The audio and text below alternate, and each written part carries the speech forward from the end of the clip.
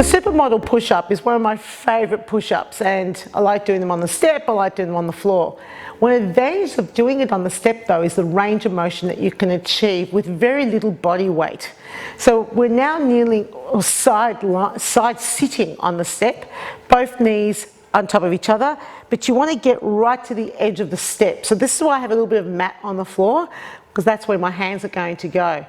Now, if you've got any people who prefer to make it a little bit easier or have some shoulder issues, then you reduce the number of rises under the step, which can go down to just one or none, or even perhaps just doing it on the floor. So there's lots of alternative options for this one.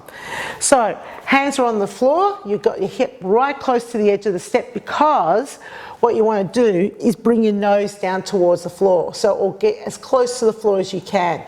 So because we've got this extra height, I've got extra depth.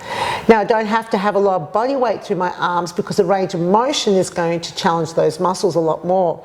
So going down and coming back up again.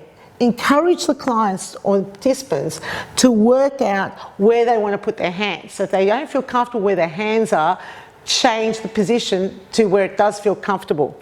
So we do 2 blocks of this, so going down, coming up really slow, so it's 1, 2, 3, 4.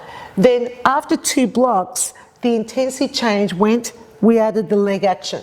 So the leg action actually doesn't really change the intensity that much, as it allows more range of motion. So it feels a lot more comfortable to go down to the floor, especially now that we're fatiguing. So again, 2 blocks of this, and then we actually change the intensity considerably by taking that hand away from the floor, placing around the abdomen so they can actually feel their abdominals activating as they go down, and coming down towards the floor. Now, getting your nose all the way down to the floor is not necessarily possible, so it's not a good cue to use here. You just want to encourage people to drop down as low as they feel comfortable whilst kicking that leg out the back.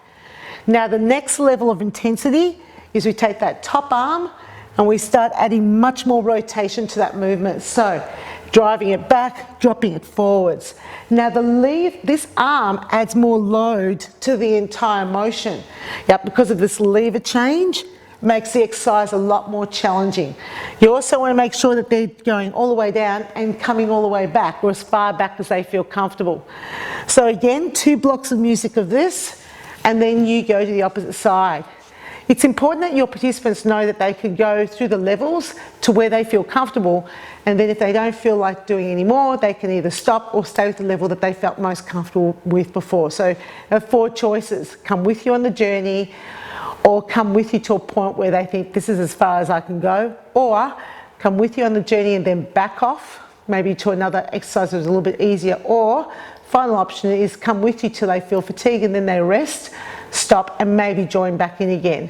So allowing participants to pick and choose what's appropriate for them gives them and empowers them with decisions that they can make that's appropriate for their bodies. Remember, group exercise is that. It's a group of people exercising together. It's not personal training where you can identify individuals specifically and say you should be doing this or you shouldn't be doing that. So, you want to be able to give people the options to choose.